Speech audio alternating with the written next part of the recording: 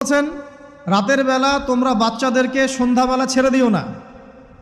সন্ধ্যাবেলা বাচ্চাদেরকে ছেড়ে দিও না, আগে ভালো করে সন্ধ্যাটা হয়ে যাক, যদি ছাড়তে হয় তারপর ছেড়ো। তারপর রাতের রাত যখন গভীর হবে তখন তোমরা এলোপাথালি ঘোরাফেরা করো না, রাস্তাঘাটে বনে জঙ্গলে ঘোরাফেরা করো না। কারণ এই সময় এমন কিছু মাখলুককে আল্লাহ পাক ছেড়ে দেন যাদেরকে তোমরা দেখো না। এখন বিজ্ঞান যেটা প্রমাণ করতে পারে নাই, এটা কি বিজ্ঞানের ব্যর্থতা না ইসলামের ব্যর্থতা? যদি বৈজ্ঞানিকভাবে আপনি প্রমাণ করতে না পারেন তাহলে সেটার কোনো অস্তিত্ব নাই। এই কথাটাকে ডাহা মিথ্যা কথা। যদি মুমিন হতে চান তাহলে এই কথার উপরে এসে ইসলাম কবুল করতে হবে।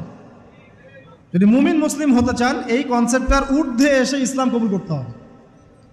আল্লাহ রব্বুল আলামিন এবং তার রাসূল যা বলেছেন সেটাই চূড়ান্ত সত্য, সেটা আমরা প্রমাণ করতে পারি বা না পারি, এটাকে অন্ধভাবেই বিশ্বাস করতে হবে। এটাই হচ্ছে একটা মৌলবাদী কনসেপ্ট।